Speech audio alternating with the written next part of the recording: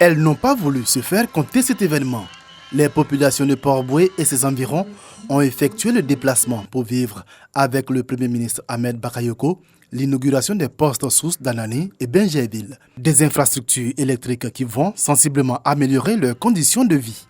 Ce poste est équipé donc 10 départs qui permettent donc d'irriguer les différents quartiers que sont le sud d'Abidjan et la zone sur la route de Bassam. Il permettra de façon sûre d'alimenter tout le développement qui se fait entre Abidjan et donc Bassam.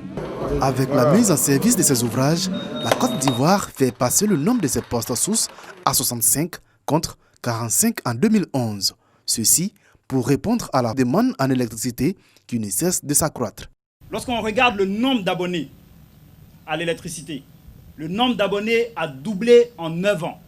De façon pratique, avec ces travaux, les temps moyens de coupure, donc les coupures d'électricité, vont baisser ici à Anani et à Benjerville.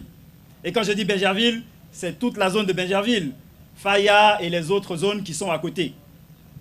Moins de baisse des tensions, moins de coupures de courant, en somme, une énergie de meilleure qualité, reflet de la croissance et du dynamisme économique de la Côte d'Ivoire. On a fait en sorte d'être autonome, d'avoir même de la marge de confort et donc de jouer un rôle dans le secteur du marché sous-régional de l'électricité. Voilà un secteur qui était un secteur en déficit, qui était un secteur en détresse et qui a été reformé et qui aujourd'hui est un secteur qui est le meilleur reflet du dynamisme de l'économie ivoirienne, le meilleur reflet de la croissance économique.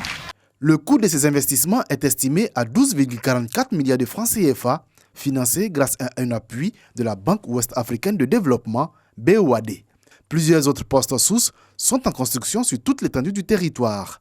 L'ambition est de doter le pays de 75 postes à l'horizon 2022.